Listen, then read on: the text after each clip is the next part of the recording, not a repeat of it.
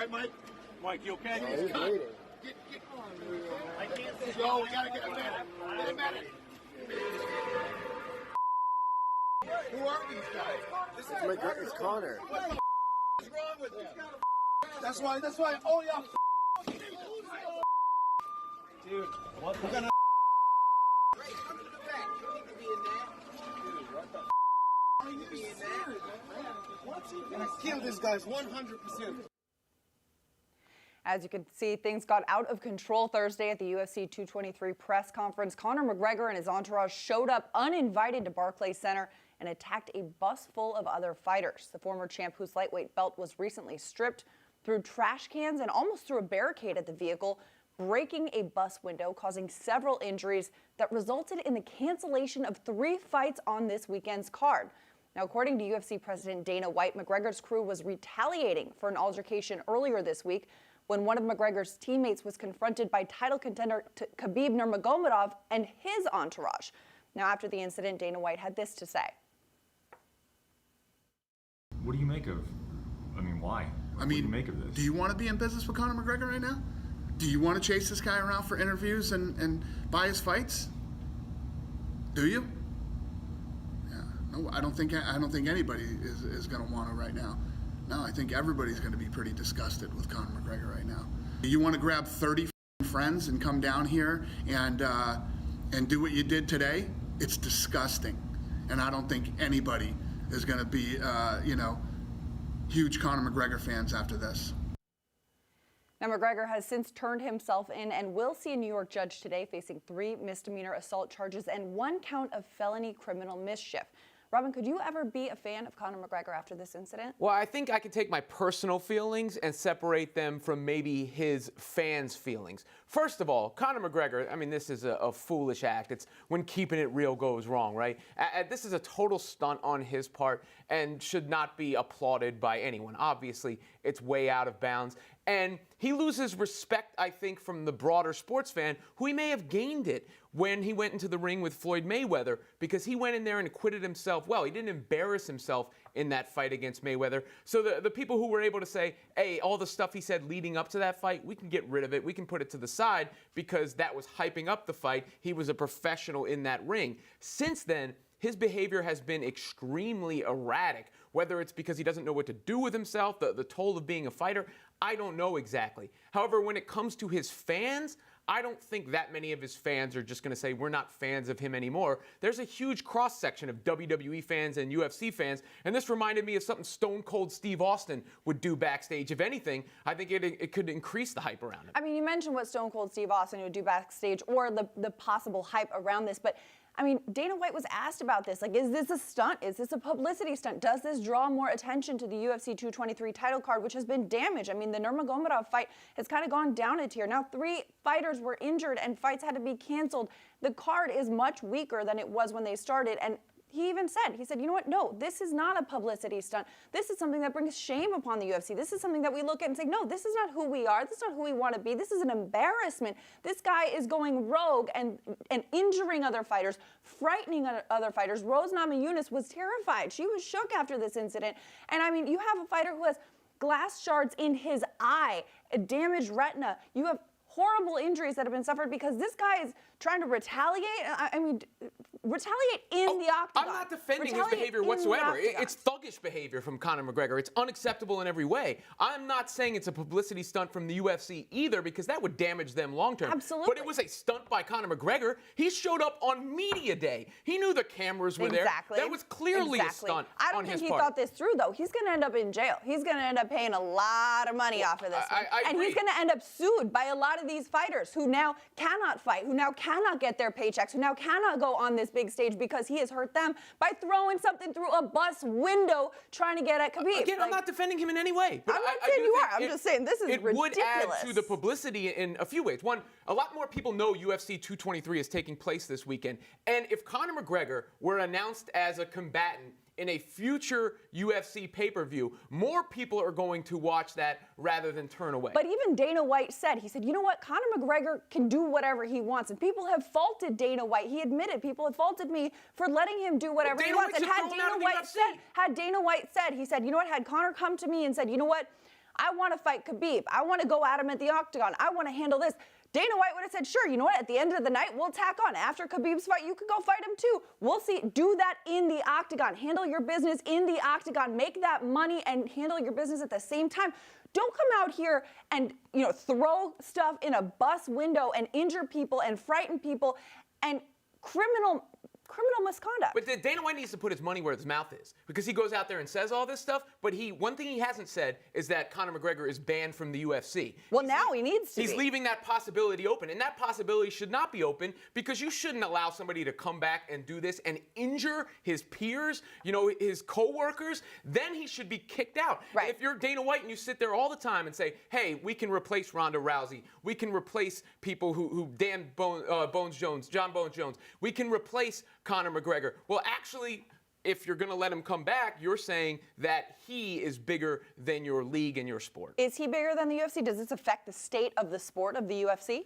No, I don't think it affects this. Well, in a sense, long term it could, because it could devalue the legitimacy that they have worked so hard to build. Mixed martial arts is a legitimate craft, and some people treat it as barbaric, and this could put it in like that WWE breath at the same time. But in the short term, I actually think it helps, because again, I think more people are aware of UFC 223, and more people would be hyped for Conor McGregor's next fight. Speaking of hype, Tiger Woods made his long-awaited return to the Masters, and it went okay. He finished the first day tied for 29th and 7 shots off the leader Jordan Spieth, but it could have been worse, according to Tiger, who said, I played in a major championship again, but I got myself back in this tournament, and I could have easily let it slip away. And I fought hard to get it back there, and I'm back in this championship. There's a lot of holes to be played. So is the hype still there? I think the hype is absolutely still there. I mean, he's still in contention. He's hanging around. He could make some moves on Friday. If he makes the cut, Saturday, moving day, a lot can be done, a lot can change and stuff like that.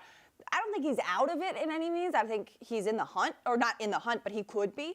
But it's Tiger Woods. It's Tiger Woods playing golf at an elite level. I mean, he didn't do what Sergio Garcia did and get a 13 on the 15th hole. And, he's definitely making progress, and seeing him come back to the big stage, the stage where, there hasn't been a repeat Masters champion since Tiger, 2001 and 2002.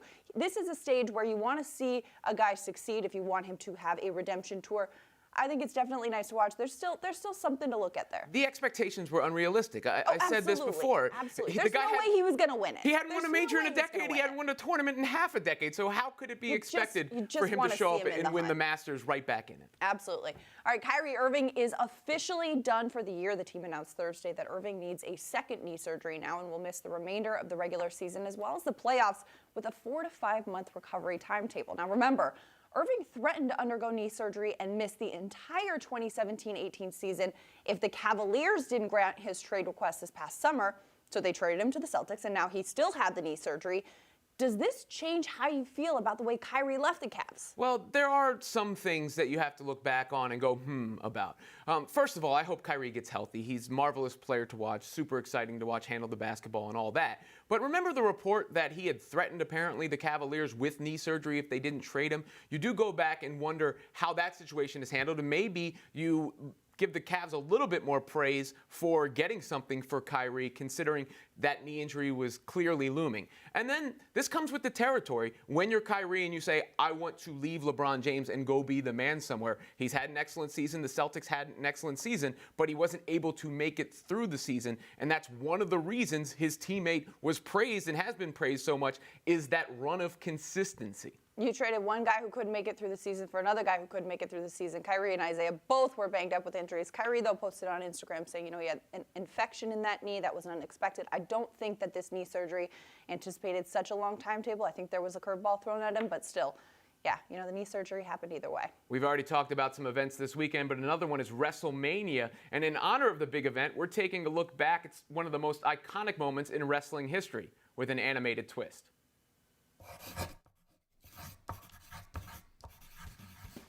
The match that's most memorable for me is the 1998 Hell in a Cell of the Undertaker and Foley's Hell in a Cell match, and Foley gets tossed off right beside us from the top of the cell down through the table. There wasn't a padding landing area. There was no landing zone. What stopped his fall was the ice on the igloo floor in Pittsburgh, the old Civic Arena. everything you heard from me was real because I thought he actually was dead. I didn't say how a human being could survive that. You know, I was almost thinking in my head, why do we sanction this? You know, type thing. Oh my God. He is broken in half. They did, and for history, it's always going to be there. And thank God he survived it.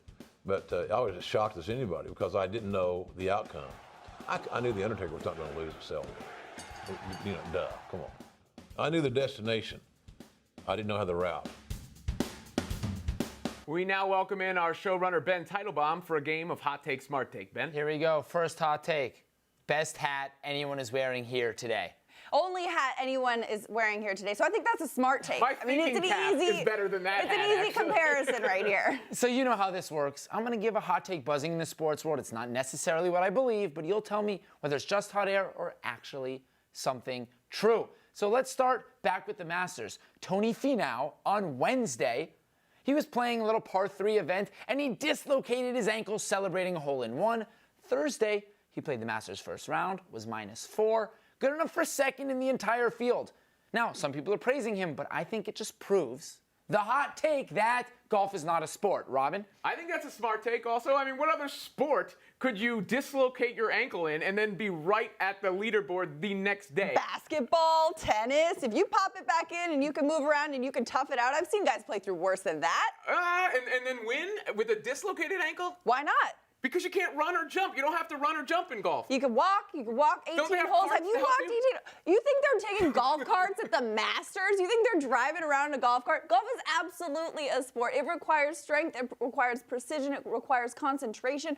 If you say NASCAR is a sport, which that one I think is on a bubble, but golf is definitely a sport. The strength, the precision, the athleticism is there. My personal definition of a sport is a scored athletic competition that requires athleticism, skill, and conditioning. And I don't know if it checks off all those boxes. I would say it does. Finally, Tim Tebow back on Hot Take, Smart Take. He went deep in his first AA at bat.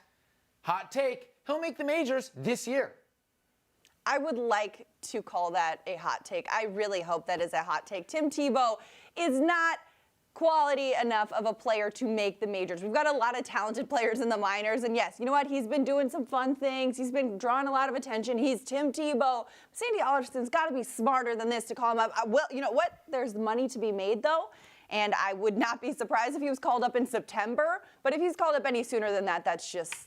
Well, no. it should Some be a hot publicity take. He's stuff. not good enough. It should but be a hot take. if they want it to be a smart take, what they do is capitalize right now. Because he's hit a home run when he gets up to a next level. Immediately put him on the major league roster so you can milk whatever dollars you'd get from that. And then he proves himself not worthy and you bring him back down. Because if they're having him on the minor league roster, there's clearly some sort of publicity or promotional incentive that they want to capitalize on at some point. It's early in the season. You're trying to win games, not sell tickets.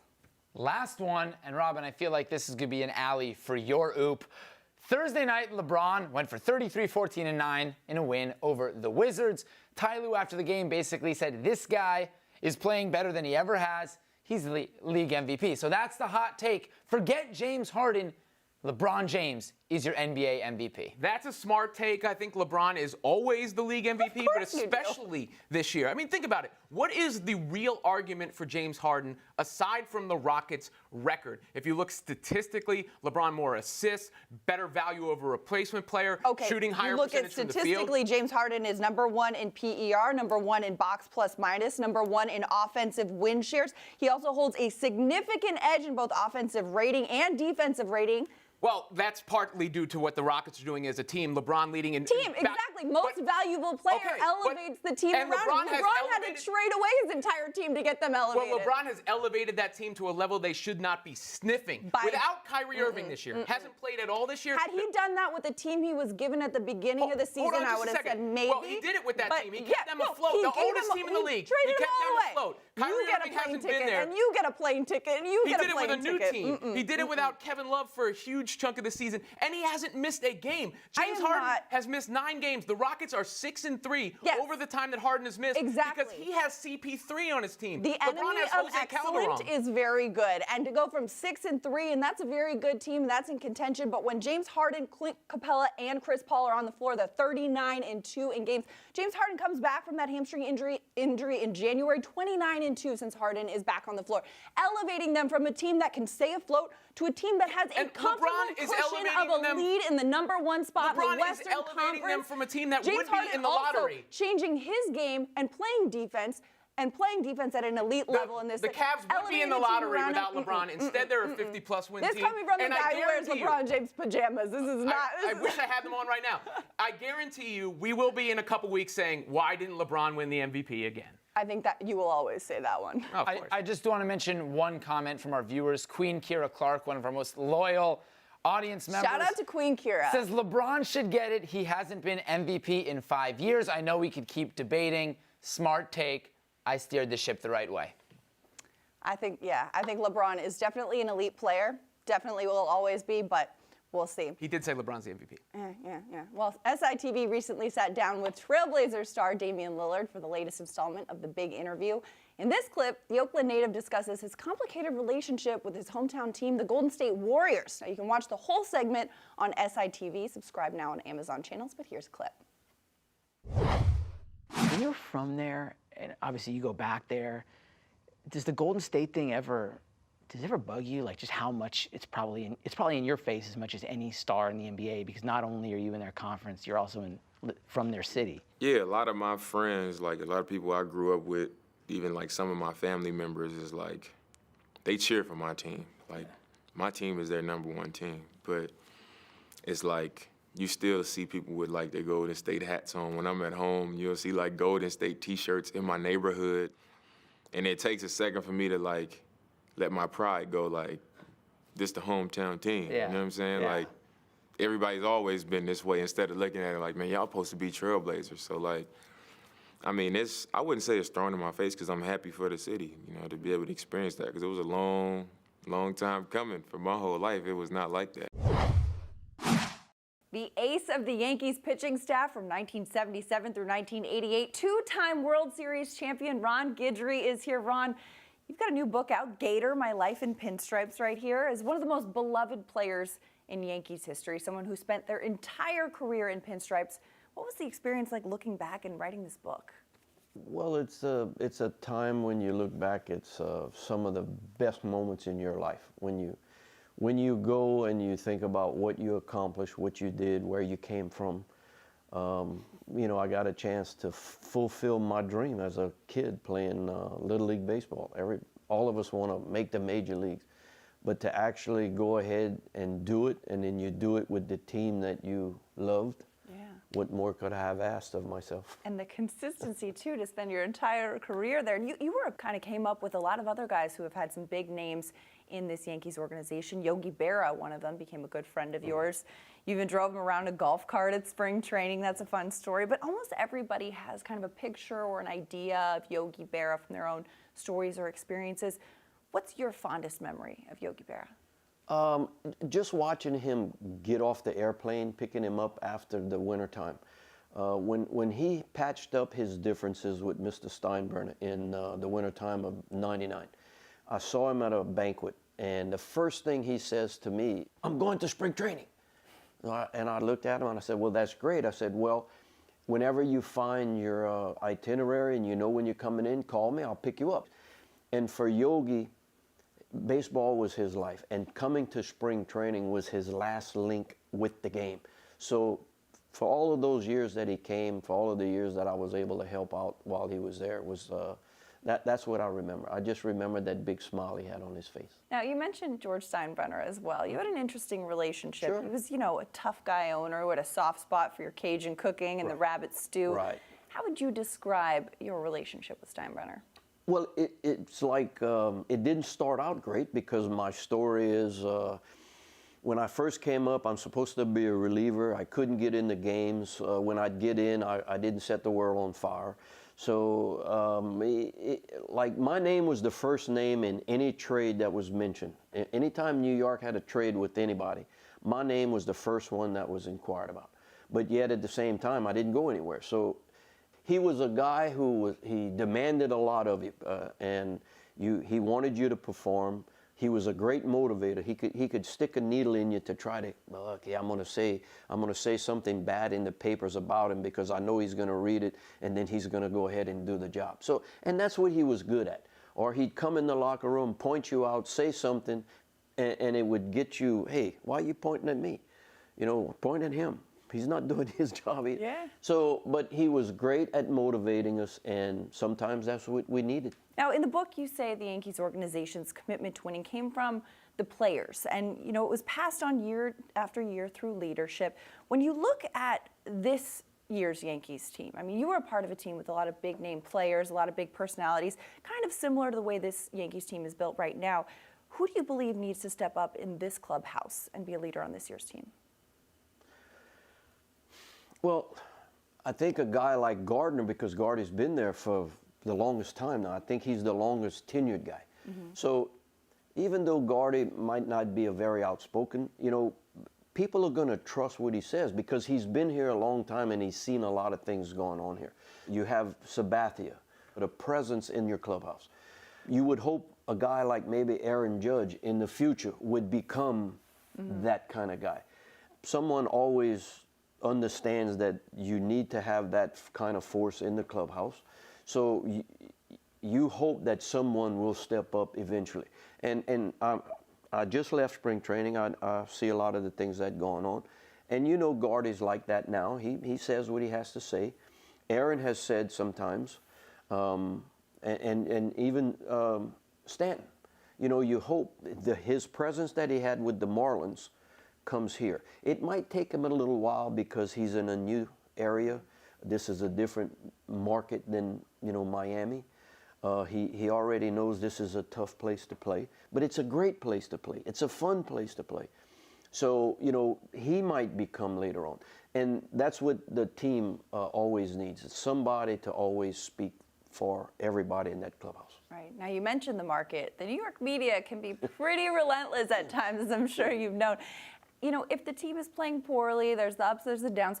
What helped you guys keep the noise out when the times were tough? We had a combination of strong-willed people, outspoken guys, but we had some jokesters, we had some characters, we had some very level-headed people. So we had a great mixture of personalities in our clubhouse. The term Bronx Zoo was given to us, you know, and it just seemed like it fit. Not too many cliches fit a circumstance, but as players, we were able to not only play our game and win, but take all of the flack from everything else. We fought the reporters, we fought each other. That's no secret. You know, Billy was fighting with George, with Reggie. They were fighting everybody else. We were fighting with everybody else. But it was just the nature of our team at that time. And we had fun, and we'd laugh about the whole thing after it was all over. But when we stepped on the field, we played the game the way they were supposed to be played.